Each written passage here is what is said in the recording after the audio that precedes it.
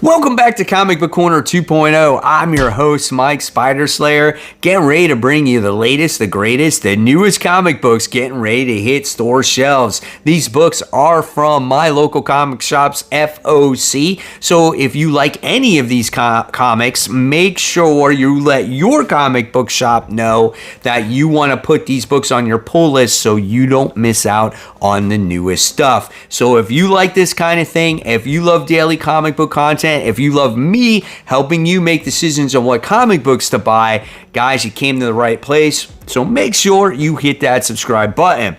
So with that being said, guys, let's get started on these awesome comic books that are getting ready to come out. All right, so we're kicking it off with Marvel Comics as we have Jackpot. This is issue 1. Always Bet on Red, a Gang War tie-in. Guys, we have Mary Jane Watson back since The Amazing Spider-Man issue 31. I am so curious to hear if you guys are going to pick this one up. We got a cool variant covers there on the left and in the middle. I'm not so sure about that one on the right. I'll be definitely checking this out. As you guys know, I'm the hugest Spider-Man fan, and I am collecting everything that comes to Gang War. So if you don't pick it up, I'll definitely let you know what this one is about. All right, next we go to Star Wars Thrawn Alliances. This is issue 1. Very curious to see what Marvel Comics is going to do with the character of Thrawn. Pretty cool variants on the bottom left and bottom right. I'm just praying that this comic book is going to be solid, as I am not reading any Star Wars comics right now. I did hear that the Darth Vader comic was pretty good, but maybe that's about it. That's very unfortunate. Okay, as we continue on, we're going to be talking about The Amazing Spider-Man issue 252. The facsimile edition. Not only can you get this in just a normal facsimile, but you can get this in a foil as well. So hopefully you guys might want to check that out if you don't have this comic book in your collection like me. I am hopeful to get a regular copy one day, but so for now, this one will just have to do.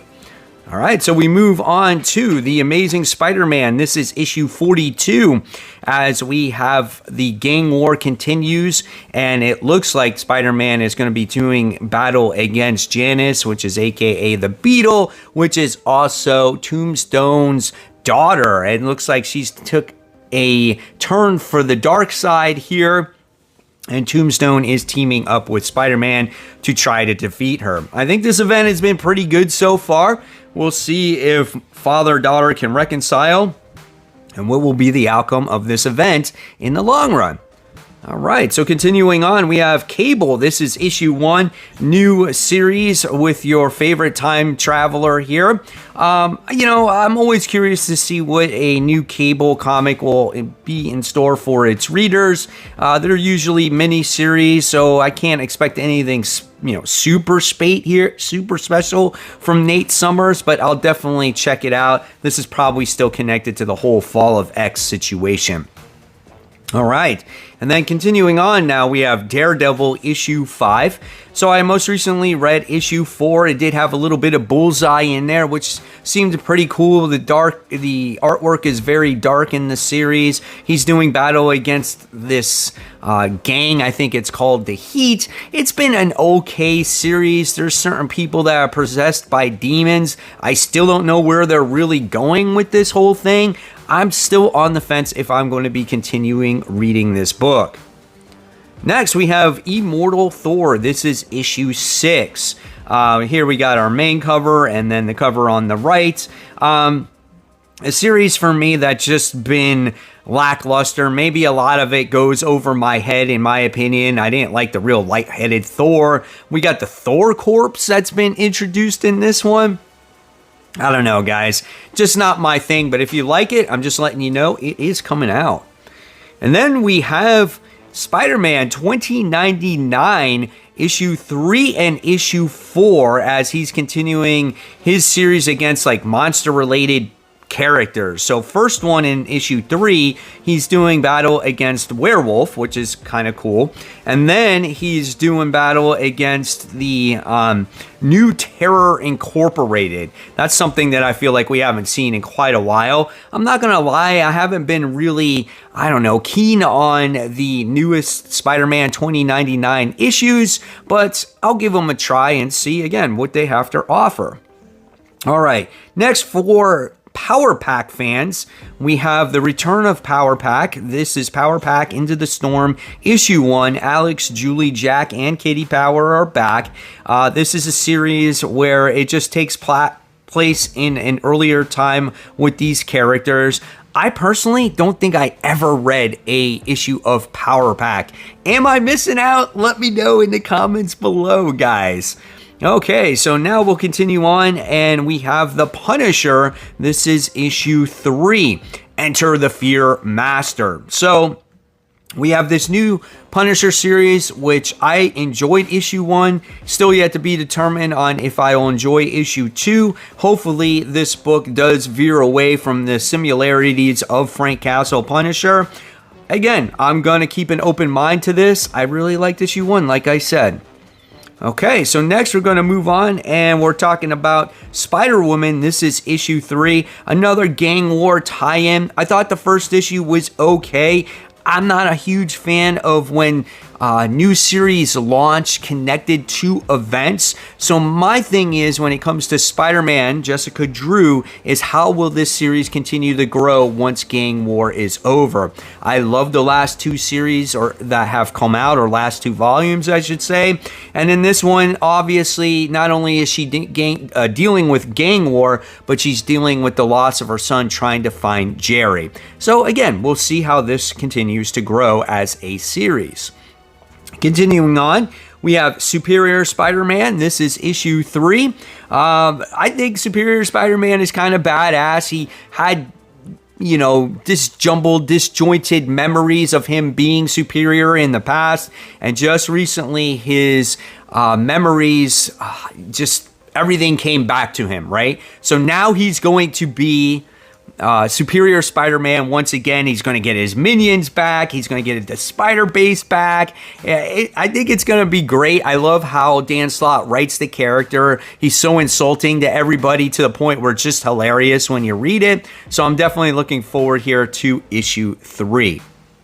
Now, I want to know in the comments below, what do you guys think of White Widow? Here we have issue 3 that is coming out. We got a main cover that's kind of cool as she's hiding up top in the ceiling. And then you got this nice little cover with these little miniguns that she has in her hands on the right.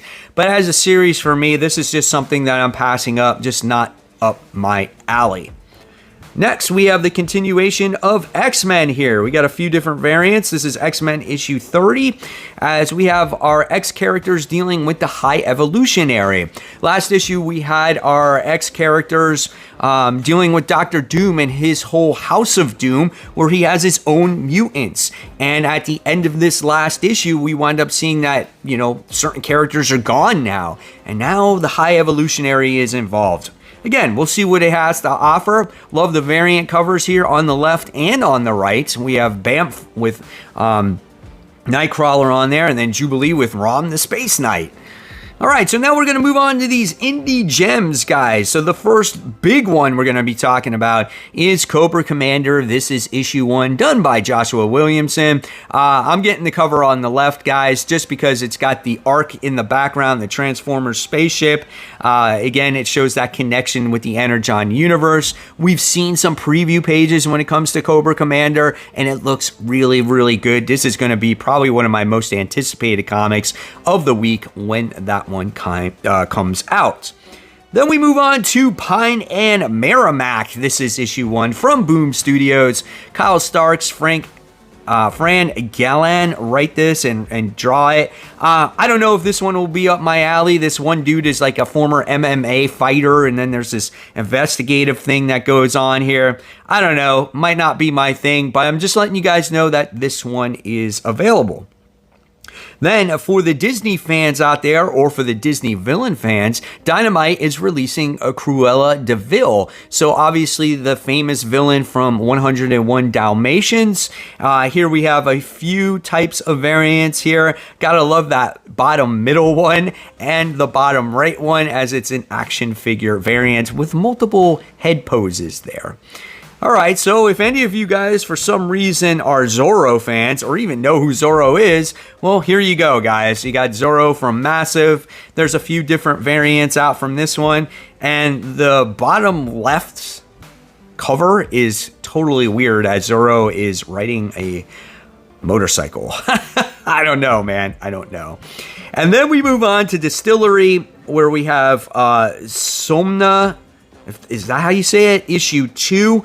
I didn't check out issue 1 here, so this is something that's just not my thing. It's kind of an inappropriate bottom cover here that you see going on. So, yeah, we're just going to zip on through that one and just move on to DC Comics, which I think is probably going to be a highly anticipated book for a lot of John Constantine fans out there. Now, I don't have a huge history with the character, don't know that much about him, so I'm hoping this is a great jumping on point for me. This is on the Black Label side of things when it comes to DC, if that means anything anymore. So I'm definitely going to check this one out. It does have a couple of different variants out here. This book is a $5 comic, just so you know. Then we move on when we have Catwoman. This is issue 61. So this sounds like a fun story, but I haven't really read a Catwoman book that's not connected to event in a long time. And Selena Kyle is going into a heist where she's heading headfirst into a melted down nuclear reactor. That's kind of intense for her, right? So I don't know. We'll see. There's always the sexy lady covers when it comes to Catwoman. So if there's any of those that tickle your fancy, well, go ahead and check those out. Next, we move on to Justice League vs. Godzilla vs. Kong. This has been a really fun series here. Choose your variants.